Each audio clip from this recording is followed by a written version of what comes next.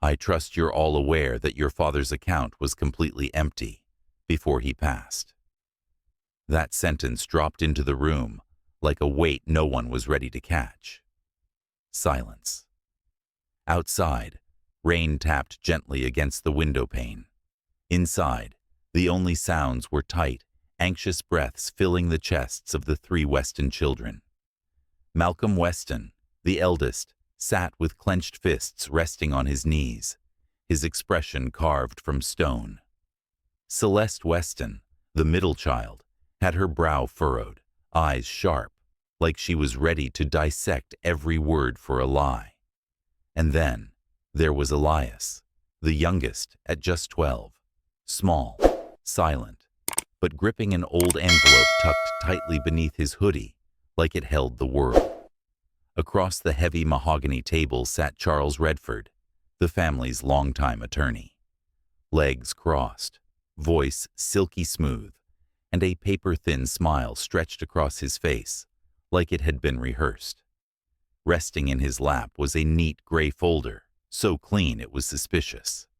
"That's impossible," Malcolm said, his voice low but firm.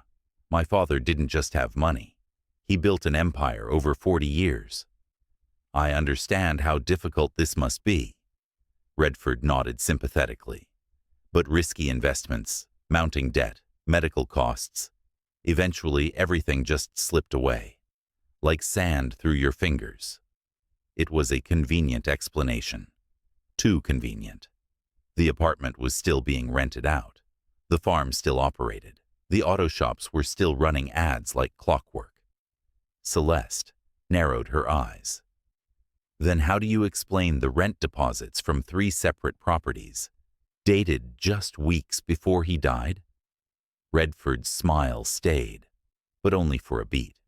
Just one tiny frozen beat. And in that blink of hesitation, Elias knew. The game had just begun. They sat there, the 3 children of Gerald Weston, not just siblings, but a fortress standing firm against the world. Malcolm, 35, tall, broad-shouldered, and silent as a bronze statue. He wasn't one for words, but when he did speak, the room listened. Having shouldered the family business alongside their father in his final years, Malcolm embodied steadfastness and responsibility.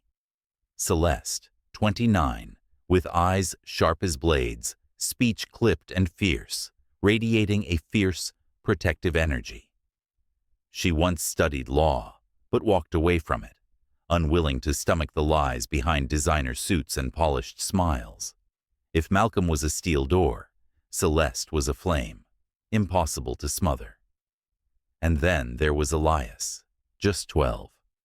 Quiet, often curled up behind a book or hunched over an old phone. But anyone who knew the Westons knew. That boy saw everything. His eyes caught details adults missed. In Elias's silence lived a deep, almost unsettling empathy, and a secret yet to be spoken. Their father, Gerald Weston, wasn't some flashy billionaire. He was a man who built his legacy from the ground up. A war veteran, a man of integrity, a father who loved deeply, and who always told his children, "Truth doesn't need to shout, it just needs to stand firm." After his sudden death, the Weston siblings weren't just mourning their father. They were standing guard over a legacy, one that someone was trying to erase. Sat with one leg crossed, fingers loosely laced in front of him, and a thin smile stretched across his face, the kind of smile polished by years in high-stakes finance. Across from him sat 3 faces, shifting from confusion to something sharper: tension. As I mentioned earlier, Redford began smoothly. Mr. Gerald experienced significant financial troubles in his later years: failed investments, unexpected medical expenses, a few legal disputes, all of which eventually drained his accounts. Malcolm tightened his fists on his knees. He wasn't the impulsive type, but his voice dropped, low and distant, like a coming storm. "My father was still collecting rent from 3 apartment buildings just last month. He wasn't sick. And if there were lawsuits, where's the paperwork? We haven't seen a single sheet. Redford's polite smile held, but there was a twitch at the corner of his eye. Some documents are still under review. Not all debts are clearly documented on paper. Celeste leaned forward, resting an elbow on the table, eyes locked on Redford like a hawk tracking prey. You keep using vague language to explain something that should be crystal clear. If Mr. Gerald had nothing left, then why are you here with a file and an inheritance declaration? What exactly are we inheriting when you're claiming everything's gone? The room went cold. Redford hesitated, just half a second, but that pause said more than any excuse ever could. Elias glanced at his brother, then at his sister, and deep in his gut, he felt it. This wasn't just a lie. It was a plan, a deliberate, calculated deception, and they were only just getting started. Amid the heavy silence of the conference room, Elias Weston sat as still as a shadow. But inside, the 12-year-old's mind was roaring, a storm of unanswered questions. Every evasive word from attorney Charles Redford felt like a fresh paper cut, slicing through Elias's memories, stirring fragments from those final days with his father. He remembered it vividly. It was a quiet evening. His father, Gerald Weston, sat in the old leather chair in the library, the warm lamplight casting a golden glow over his salt and pepper hair and the scarred hands of a man who built everything from nothing. Elias had been shelving books when his father called him over. His voice was firm, yet gentle, laced with something deeper. Eli, if one day you feel like something isn't right, don't just sit still. Do something. You'll know when it's time to speak up. Then, he placed an old brown envelope in Elias's hands, sealed tightly, with a single handwritten line across it. Open only if you can't trust anyone. Elias had tucked it away in the hidden compartment of his backpack. Days turned into weeks. He never imagined he'd need it. But now, he did. As Redford spoke of vague debts, vanished assets, and documents still under review, something twisted in Elias's chest. He slipped a hand into the pocket of his hoodie and gripped the edge of the envelope. It was still there. Thin, worn, but heavy with something more than paper. He knew. Not Malcolm, not Celeste. Him, the youngest, the quiet one. He was the one his father trusted with the final secret. And that secret was about to change everything. Elias stepped out of the meeting room under the pretense of getting water, but his heart was pounding louder than any sound echoing through the stone halls of the old estate. He couldn't sit still any longer. His father's words pulsed in his ears with every step he took. You'll know when it's time to speak up. In the far corner of the hallway, tucked safely away from prying eyes, Elias slowly pulled the brown envelope from his hoodie pocket. His hands trembled as he peeled back the dry seal. Inside were two things: a neatly folded handwritten letter and a small black USB drive. He opened the letter first. The handwriting was instantly familiar, each inked stroke burned into memory. Elias, if you're reading this, it means I was right not to trust Charles Redford. You are the only one I trust completely. I know you're young, but you've always seen what others refuse to. This USB contains a recording, a piece of evidence, proof of betrayal. You don't need to understand the law. Just stand with the truth. Protect your brother and sister, and don't be afraid. I am always with you. Dad. Elias gripped the letter tight. His eyes stung. Everything his father had warned about was happening right now. Charles Redford, the man the whole family once trusted, was the traitor. And now Elias, the 12-year-old boy everyone thought was too young to understand, was holding the one key that could unravel the entire web of lies. He looked down at the USB, small, silent, but powerful enough to bring down the entire performance of deception that had been so carefully staged. Elias took a deep breath. This was it. There was no turning back now.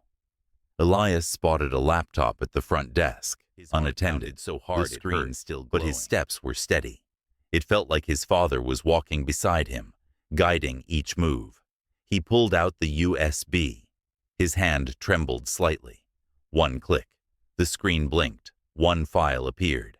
Confidential, redfordmeeting.mp4. Elias glanced around. No one was watching. He plugged in a pair of headphones and hit play. The screen fuzzed, then cleared. A familiar room appeared. The warm, wood-paneled office of his father. And there, clear as daylight, Charles Redford, relaxed, smirking, a glass of cognac in hand. He leaned in, voice smooth as ever, but colder now. Come on, Gerald. You and I both know your kids won't know what's missing. You leave it all to me. I'll handle it discreetly. No questions asked. The camera shook slightly. Then came the voice Elias had missed more than anything. Gerald Weston, deep, calm, unyielding. If you think I'll let you steal from my children just because of the color of their skin, you're a bigger fool than I thought. A pause. Redford set his glass down, tilted his head, and then, in a whisper sharp as a blade, "You won't be around to see it, old man." The screen went black. Elias sat frozen. Not a sound escaped him, but inside, a fire had been lit. He didn't need to understand everything. He understood enough. This was proof of a plot, of a threat, of blatant racism. And now he had to take that truth back into the meeting room. No longer just a quiet 12-year-old, but the one his father had chosen to expose the traitor. Elias walked back into the conference room, the USB clutched tightly in his hand, like a warrior's blade in the hands of a 12-year-old soldier. Malcolm rose the moment he saw his little brother return, his eyes searching. Elias gave a small nod. No words, just quiet purpose. He walked straight to Celeste, leaned in, and whispered something only she could hear. She froze. Half a second, then turned to Malcolm. "It's time." Malcolm pulled the laptop closer. "Before I sign anything," he said, voice steady as steel, "there's something you need to see." Charles Redford looked up, brow furrowing. "What are you talking about? You're wasting time." "No," Celeste cut in, sharp and cold as a blade. "You're going to sit, and you're going to listen." Elias plugged in the USB. The screen lit up. The room held its breath. Then came Redford's voice, smooth, calculated, and then the line that shattered the silence. "You won't be around to see it, old man." Malcolm's fist tightened. Celeste stared at Redford, unblinking, and Elias stood behind them, his eyes sharp with a clarity no one had ever seen in him before. Redford's face went pale. He let out a shaky laugh. "That video, it could be edited. It doesn't prove anything." Malcolm slammed his hand on the table. "Enough. Our father knew this moment would come, and you just exposed yourself." Celeste's voice turned ice cold. "This isn't just greed. It's racism, abuse of power, and now you're going to pay for it." In that moment, the entire room flipped. No longer was it the seasoned attorney steering the meeting. Now, it was three children, united by truth, forcing a liar to face justice. Redford tried to hold his composure, but sweat had begun to bead on his forehead. I don't know where you got that file from, but I have the right to." The conference room doors burst open. Footsteps hit the hardwood floor, sharp, commanding, unmistakable. Two officers entered first, followed by a tall black man in a dark uniform, Captain Jackson, a longtime friend of the Weston family. Redford shot to his feet, his voice cracking. "This is a misunderstanding. I'm the family's legal counsel. I'm executing a will."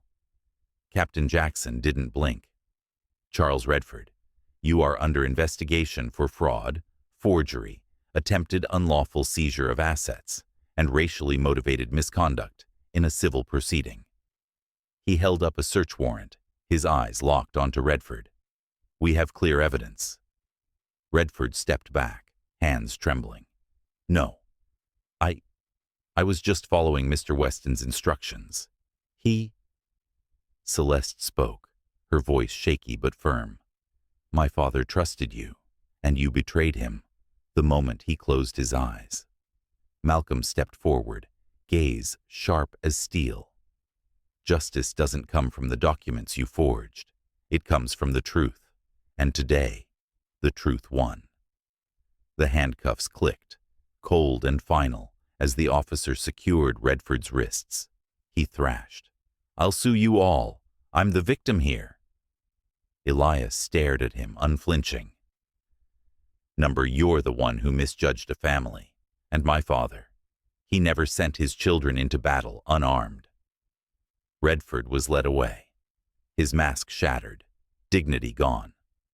The conference room, once a stage for lies, had become the courtroom where truth finally spoke.